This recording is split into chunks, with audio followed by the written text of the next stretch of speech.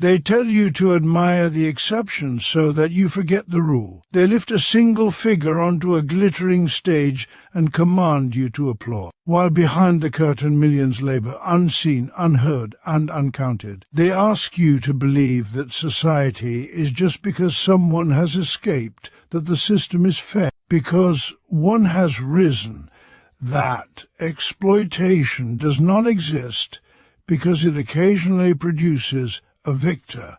This is not coincidence, it is design. The ruling order does not celebrate success out of generosity.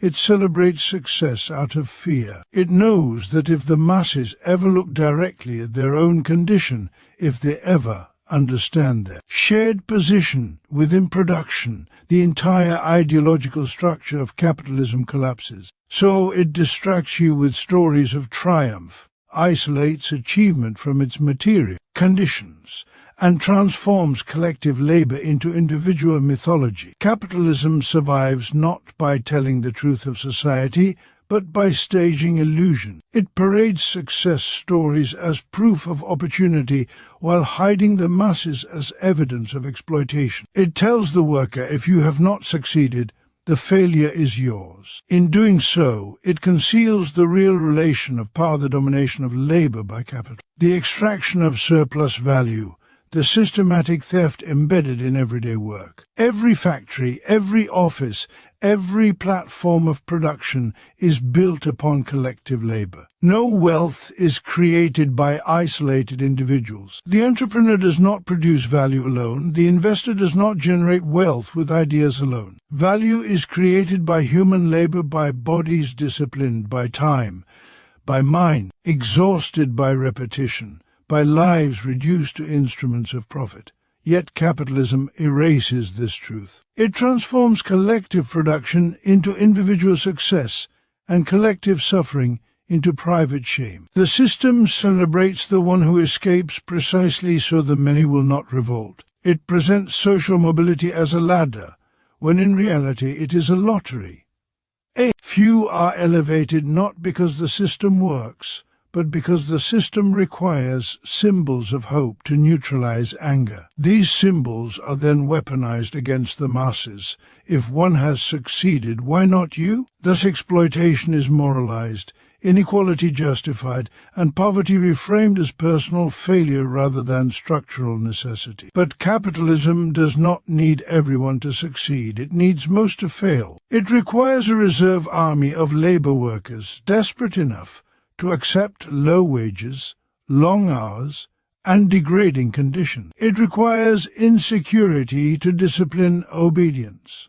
It requires scarcity to sustain profit. The suffering of the many is not an accident of the system, it is the condition of its survival. The celebrated success story is therefore not proof of justice, but proof of cruelty. It is the visible tip of an invisible mass of crushed lives. For every celebrated millionaire, there are thousands whose labor financed that accumulation. For every self-made victor, there are countless workers whose time, health, and dignity were consumed without recognition. Capital hoards credit as it hoards wealth. And so the masses are hidden not only from public view, but from themselves. They are fragmented into competing individuals, separated by wages, professions, identities carefully arranged to prevent unity. Capital teaches workers to envy one another rather than recognize one another. It replaces class consciousness with aspiration, solidarity with competition, and struggle with hope deferred. Yet history does not move by individual miracles. History moves by collective force. No ruling class has ever surrendered power because it was persuaded by inspirational stories. Power concedes only when it is confronted by organized masses who understand their position within production and their role in history. The emancipation of the working class is not the task of heroes, it is the task of the class itself. The truth the system fears is simple and dangerous. The masses produce everything, and therefore the masses have the right to everything. When workers recognize that their labor is the source of all wealth, The legitimacy of private ownership collapses. When they see that poverty exists alongside abundance, not because of scarcity, but because of appropriation, the moral authority of capitalism dissolves. When they understand that their suffering is shared, their isolation breaks. This is why the system hides the masses, because the moment they become visible to themselves, they become unstoppable. The task before us is not to celebrate escape, but to abolish the conditions that make escape necessary. Not to envy success, but to dismantle the structure that requires millions to fail so a few may rise. Not to beg for inclusion within exploitation, but to end exploitation itself. Workers of all industries, all lands, all identities, your enemy is not each other. Your enemy is the system that lives from your division. Organize, educate, unite. Replace competition with solidarity, illusion with consciousness, resignation with struggle. The future does not belong to the celebrated few. It belongs to the organized many. When the masses step onto the stage of history not as spectators but as actors, the spectacle of capitalism ends, and the real movement of liberation begins. Capitalism glorifies individual success to conceal collective exploitation by transforming a system of social production into a theater of personal achievement. It isolates outcomes from their material foundations and presents wealth as the result of talent, discipline, or vision,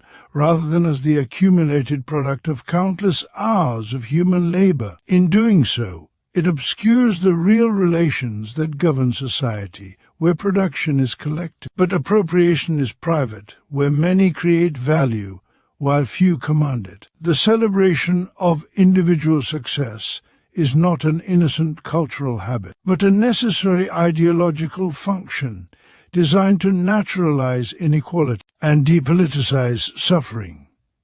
Under capitalism, labor is social in character but fragmented in experience. Workers produce together, often unknowingly connected across factories, offices, supply chains, and continents.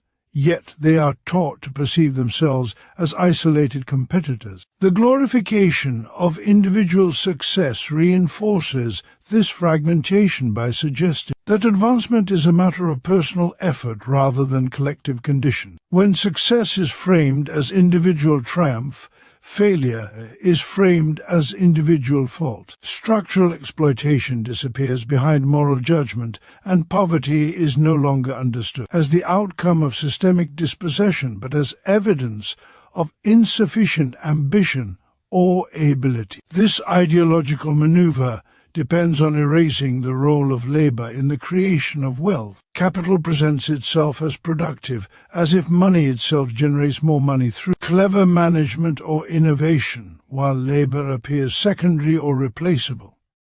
Yet capital produces nothing on its own. Machines do not create value without workers to operate them, maintain them, and embed them within social processes. Technology, far from liberating labor under capitalism, intensifies exploitation by increasing productivity while wages stagnate, allowing surplus value to expand in the hands of owners. The success of capitalists is therefore inseparable from the extraction of unpaid labor from the masses. By spotlighting exceptional cases of upward mobility, capitalism disguises the statistical reality of immobility. The system does not offer equal opportunity, it offers unequal chances within rigid constraints. A few rise not because the system is fair, but because it must produce examples that sustain belief in fairness. These examples function as proof narratives, endlessly repeated to legitimize existing hierarchies. They suggest that anyone can succeed while carefully ignoring the millions who work just as hard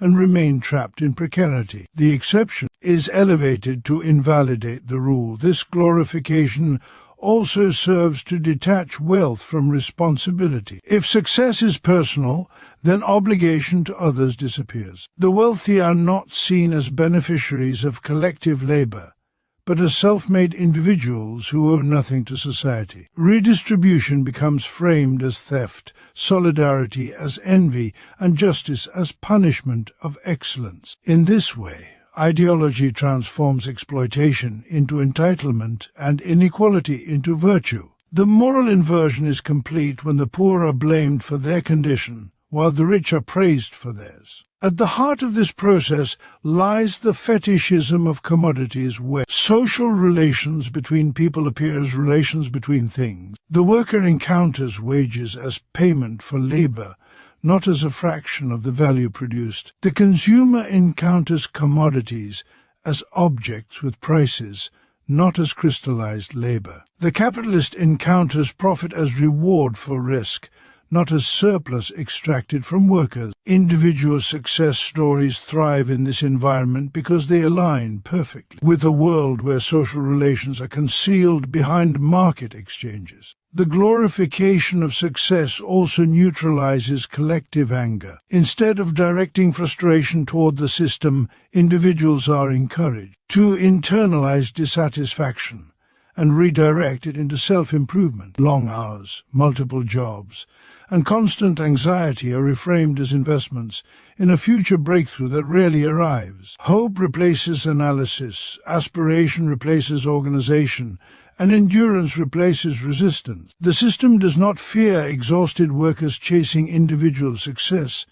It fears conscious workers recognizing shared exploitation. This ideological focus on individuals fractures class identity. Workers are sorted into hierarchies of income, status, and lifestyle that obscure their common position in relation to capital. The slightly better paid are encouraged to identify upward, to see themselves as future members of the owning class rather than as exploited laborers. This aspirational identification weakens solidarity and stabilizes domination. Capital does not need to suppress the masses through force alone. It governs them through desire, fantasy, and misrecognition. The concealment of collective exploitation is therefore inseparable from the glorification of individual success. One cannot exist without the other. As long as success is individualized, exploitation remains invisible. As long as exploitation remains invisible, capitalism appears natural, inevitable, and just. The real conditions of production remain buried beneath stories of triumph, while the masses continue to produce a world they do not control, sustaining a system that depends on their labor, while denying their collective power. Wealth is created by mass labor but claimed by a privileged few, because the capitalist mode of production separates those who work from those who own. Every object, service, and infrastructure that sustains society is the result of collective human effort, accumulated across generations of workers whose labor transforms nature into social wealth. Yet this wealth does not return to those who create it. It is appropriated by a minority that controls the means of production, not because of superior contribution, but because of legal and economic power embedded in private ownership. Labor under capitalism is inherently social. No worker produces in isolation. Even the simplest commodity embodies the coordinated activity of countless individuals, from raw material extraction to transportation, processing, administration, and distribution. This interdependence is not accidental but essential. Modern production requires cooperation on a massive scale, yet the results of this cooperation are treated as private property. The collective character of labor stands in direct contradiction to the private character of appropriation, forming the central antagonism of capitalist society. The privileged few who claim wealth do so by controlling access to production. Ownership grants them the power to decide how labor is used, how surplus is distributed, and how society's productive capacity is directed. Workers, dispossessed of productive property, are compelled to sell their labor power to survive. The wage they receive represents only a portion of the value they create. The remainder, surplus value, is appropriated by the owner and transformed into profit, interest, and rent. This extraction is not an anomaly but the normal functioning of capitalism. This process is obscured by the appearance of equal exchange. Wages seem to be fair compensation for work performed, and profit appears as a reward for investment or risk. In reality, the exchange is unequal because labor power produces more value than it costs to reproduce. The worker sells the capacity to work, but the value generated during the working day exceeds the wage paid. The difference is concealed within the production process itself, making exploitation appear natural and invisible. As productivity increases through technological development, the contradiction intensifies. Machinery and innovation created through past labor amplify the output of present workers, yet the benefits of increased productivity are captured primarily by owners, not by those whose labor makes such efficiency possible. Workers may labor faster, longer, or under greater surveillance, while wages stagnate or decline relative to the wealth produced. Accumulation concentrates at the top, while insecurity expands below. The claim of wealth by a privileged few is reinforced through legal, political, and ideological structures. Property rights are protected as sacred, while labor rights are treated as negotiable. The state, far from being neutral, functions to stabilize the conditions for accumulation by enforcing contracts, suppressing resistance, and socializing losses during crisis. Education, media, and culture reproduce the myth that wealth is earned individually, erasing the social labor that underlies it. This concentration of wealth also reproduces class power across generations. Accumulated capital becomes inherited advantage, allowing the privileged to access better education, networks, and opportunities, while remaining insulated from the conditions faced by workers. The narrative of meritocracy masks this inheritance by presenting success as the outcome of effort rather than position. Meanwhile, the laboring majority remains locked into cycles of work that sustain the system without granting control over its direction. The masses who create wealth are thus excluded from decisions about its use. Resources that could meet social needs are diverted toward profit-driven priorities. Housing is built for speculation rather than shelter,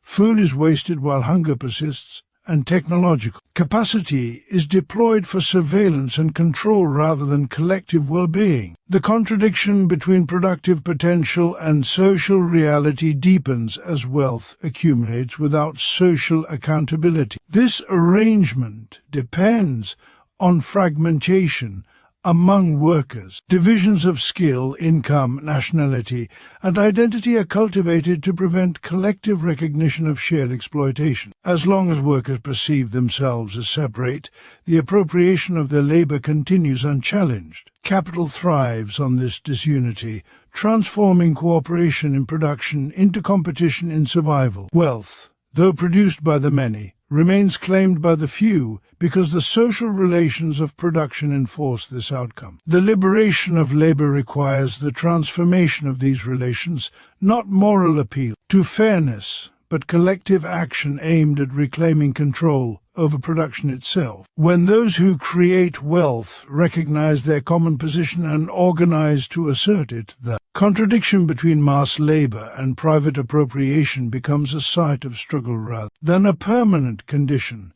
exposing the historical limits of a system that depends on exploitation to sustain privilege. Success stories function as ideological tools to pacify the working class by redirecting attention away from structural exploitation and toward individual exception. They are carefully elevated narratives that present capitalism as a system of opportunity rather than domination, suggesting that success is universally attainable while quietly concealing the conditions that make such outcomes rare. These stories do not emerge organically. They are selected, amplified, and circulated because they perform a political function. They transform systemic inequality into a personal challenge and collective struggle into individual aspiration. In capitalist society, the working class is disciplined not only through material deprivation, but through hope. Success stories supply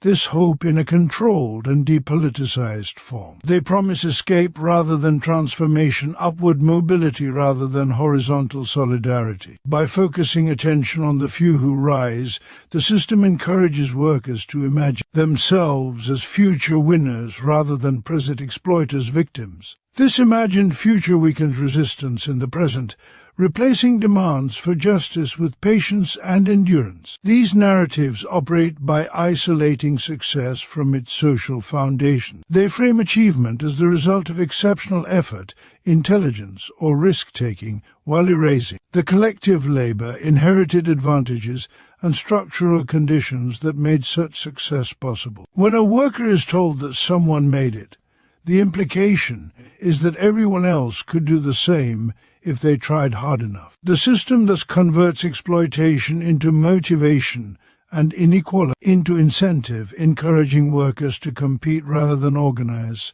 Success stories also individualize failure. If success is personal, then failure must be personal as well.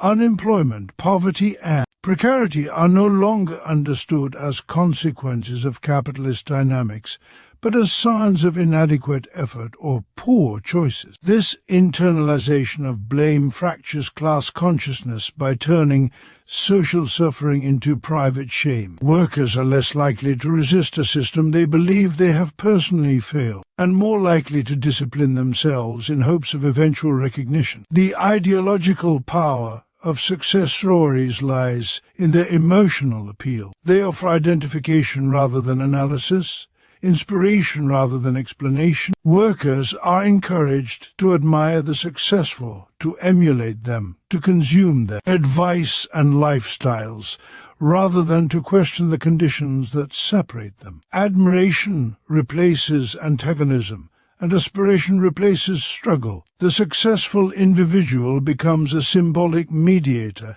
between capital and labor, proof that the system rewards effort even as it systematically extracts value from the many. These narratives are especially effective because they align with the competitive logic of capitalism itself. Workers are already forced to compete for jobs, wages, and security. Success stories intensify this competition by framing social life as a race with winners and losers, obscuring the fact that the race is structured to benefit a few. Instead of recognizing shared exploitation, workers are encouraged to see one another as rivals, each chasing the same narrow path to recognition. The system's celebration of success also functions to legitimize extreme equality. Vast concentrations of wealth appear acceptable if they are associated with individual brilliance or perseverance. The suffering of the masses is rendered invisible by the spectacle of exceptional success. Media saturation with stories of triumph ensures that inequality is perceived as dynamic and fair, even when statistical reality shows stagnation and decline for the majority. The exception becomes the narrative, while the norm is silenced. Success stories further pacify the working class by redirecting political energy away from collective solutions. Structural demands such as labor rights, redistribution, and democratic control of production are displaced by self-help ideology and entrepreneurial fantasy. Workers are encouraged to invest in themselves rather than in each other, to optimize their personal productivity rather than challenge exploitation. This shift transforms political subjects into economic projects, constantly working on themselves instead of organizing against capital. In this way, success stories perform a stabilizing function for capitalism. They soften the visibility of exploitation without eliminating it, offering symbolic victories instead of material change. They keep alive the belief that the system can work for everyone, even as it consistently fails the majority. As long as workers chase individual success, they are less likely to confront collective power, less likely to recognize that their shared condition is not accidental but produced, less likely to see that the promise of success is not meant to be fulfilled universally but to sustain obedience, hope, and resignation within a system that depends on their labor and their silence, the invisibility of the mass, sustains inequality and class domination by removing the collective, producers of wealth from social recognition and political power. When the majority is rendered unseen, its labor appears incidental, its suffering individualized, and its exploitation normalized. Capitalism depends on this invisibility, not as a secondary effect, but as a structural necessity. A system built on appropriation cannot afford for those who are appropriated from to fully recognize themselves as a class with shared interests and shared strength. The masses are made invisible first through abstraction. Workers are reduced to numbers, metrics, productivity charts, and costs of operation. Their lives are fragmented into shifts, contracts, and performance indicators that erase the human reality of labor. This abstraction allows exploitation to function without moral confrontation. It is easier to extract value from a statistic than from a visible human being. The social system speaks constantly of markets, growth, and efficiency, while the workers who make these concepts real remain absent from the narrative. Invisibility is also produced through cultural representation. Media and public discourse disproportionately focus on elites, leaders, innovators, and exceptional individuals, while the everyday labor of millions remains unacknowledged. When workers appear, they are often depicted as passive recipients of aid or as isolated individuals struggling alone, never as a collective force shaping history. This selective visibility constructs a world where power seems to originate from above, and labor appears as background noise rather than as the foundation of society. This absence has material consequences. When the masses are invisible, their demands are easily ignored. Wages stagnate, working conditions deteriorate, and social protections erode without provoking widespread outrage because the affected groups are not perceived as a unified social subject. Their struggles appear disconnected, local, and temporary rather than systemic. Invisibility fragments resistance by preventing workers from seeing their own struggles reflected in others. Class domination relies on this fragmentation. As long as workers experience exploitation as a personal problem rather than a shared condition, collective action remains difficult. Invisibility encourages internalization of blame. When suffering is not publicly recognized as structural, individuals are more likely to interpret it as personal failure. This self-blame disciplines workers more effectively than external coercion, turning them into participants in their own domination. The invisibility of the masses also reinforces the illusion of consent.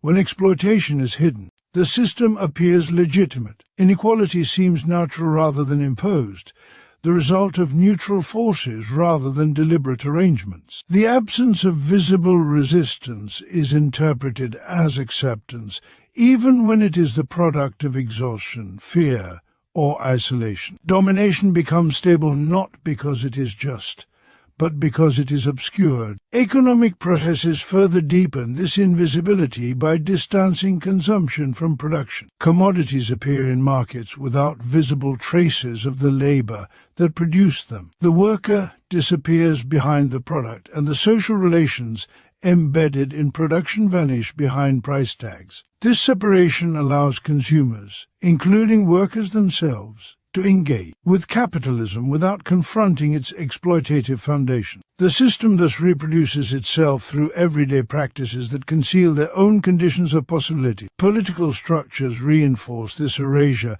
by limiting participation to formal mechanisms that rarely challenge economic power. While workers may vote, their influence over production, investment, and distribution remains minimal. Decisions affecting millions are made by a small group of owners and managers, whose authority is treated as technical rather than political. The masses remain present only as labor inputs or electoral data, not as agents with the capacity to shape society. Invisibility also extends across borders. Global capitalism depends on obscuring the labor of workers in peripheral regions whose exploitation sustains wealth in core economies. Their absence from public consciousness allows extreme inequality to persist without accountability. The suffering of distant workers is treated as external to the system rather than integral to its functioning, enabling moral distance and political indifference. The sustained invisibility of the masses ensures that class domination reproduces itself across generations. Children inherit not only material conditions, but also a worldview in which power appears inaccessible and inequality inevitable. Without visible examples of collective struggle and transformation, resignation becomes common sense. The system relies on this inherited invisibility to maintain stability, ensuring that those who create the world continue to experience themselves as marginal within it,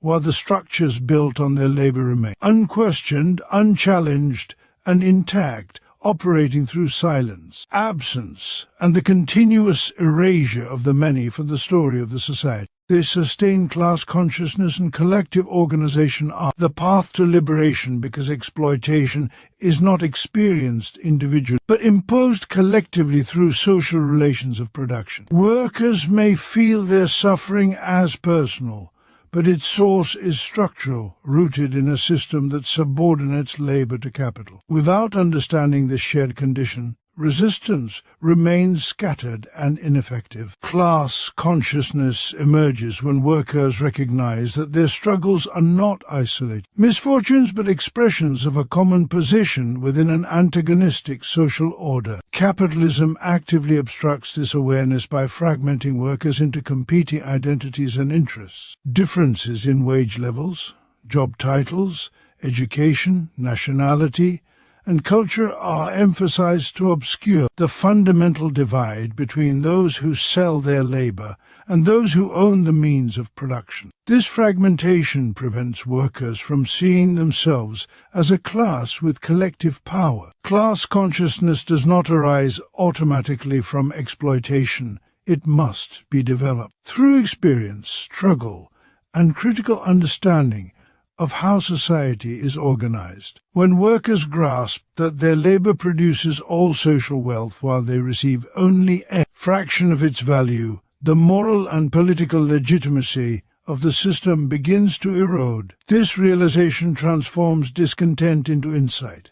Exploitation is no longer perceived as bad management or temporary hardship, but as the normal operation of capitalism. Class consciousness replaces resignation with clarity and reveals that the persistence of inequality is not accidental but necessary for the accumulation of capital. However, consciousness alone is insufficient without organization. Individual awareness, when isolated, can lead to despair rather than action. Collective organization gives material form to shared understanding. Through unions, councils, assemblies, and other forms of association, workers convert common grievances into coordinated action. Organization enables workers to overcome isolation, pool resources, and confront capital as a collective force rather than as vulnerable individuals. Collective organization also transforms power relations. Capital appears dominant because it is centralized, while labor appears weak because it is dispersed. Organization reverses this imbalance by uniting workers across workplaces and sectors. When labor acts collectively, it disrupts the normal functioning of production, exposing the system's dependence on workers' cooperation. Strikes, coordinated refusals, and collective demands reveal that capital power is not autonomous but derived from labor's compliance. Through organization, workers also develop political capacity. They move beyond immediate economic demands toward broader questions of control, ownership, and social direction. Collective struggle educates participants, producing leaders, strategies, and institutions that challenge the existing order. In this process, workers cease to be objects of history and become its subjects, capable of shaping their own conditions rather than merely enduring them. Class consciousness deepens through struggle itself. As workers confront resistance from employers, the state, and ideological institutions, they learn that exploitation is defended by force and law, not dissolved by appeals to fairness. This experience clarifies the role of the state as a protector of property rather than a neutral arbiter. Organization thus exposes the interconnectedness of economic and political power, strengthening the understanding that liberation requires systemic transformation rather than isolated reforms. Collective organization also counters the ideological narratives that sustain domination. It challenges the myth of individual success by foregrounding collective strength. It replaces competition with solidarity and reframes achievement as shared victory rather than personal advancement. Through collective action, workers experience cooperation not as an abstract ideal but as a practical necessity, undermining the values imposed by capitalist socialization. Liberation, in this sense, is not merely the improvement of conditions with existing relations, but the transformation of those relations themselves. Class consciousness reveals the historical character of capitalism, showing it as a specific mode of production rather than a permanent feature of human society. Organization provides the means to act on this understanding, to contest ownership, authority, and control over production. As workers organize, they begin to imagine alternatives grounded in collective ownership and democratic control of social labor. These alternatives are not utopian fantasies, but responses to real contradictions within capitalism. The capacity to produce abundance already exists. What prevents it? Realization for all is the private appropriation of social wealth. Class-conscious organization directs struggle toward reclaiming this capacity for collective use. The path to liberation, therefore, runs through recognition and unity, through the refusal to accept fragmentation as natural and domination as inevitable. Each act of organization strengthens awareness, and each growth in awareness deepens organization. Together, they form a dynamic process through which workers transform themselves from an exploited class into a conscious force, capable of dismantling the structures that bind them, asserting control over their labor, their time, and the social world they continuously create through their collective effort. The truth that emerges from this analysis is unavoidable. The system endures not because it serves the many, but because it disguises their power from themselves. By glorifying isolated success, hiding mass labor, rendering the majority invisible, and fragmenting workers into competing individuals, capitalism sustains domination while presenting inequality as destiny. What appears as freedom is dependence, what appears as opportunity is discipline, and what appears as choice is necessity shaped by ownership and control. Yet this system is neither eternal nor invincible. Its greatest weakness lies in the very contradiction it cannot resolve. Production is collective, but power is private. The more capitalism expands, the more it socializes labor, and the more it concentrates wealth, the clearer this contradiction becomes. Every crisis exposes it, every struggle reveals it. Every act of organization brings it closer to rupture. Liberation does not arrive through individual ascent, but through collective awakening. It begins when workers see themselves not as isolated failures or hopeful exceptions, but as a class whose labor sustains society. It advances when consciousness is transformed into organization, when shared understanding becomes shared action, when solidarity replaces competition. In this movement, workers reclaim not only material wealth but historical agency. The task is not to humanize exploitation, but to abolish it.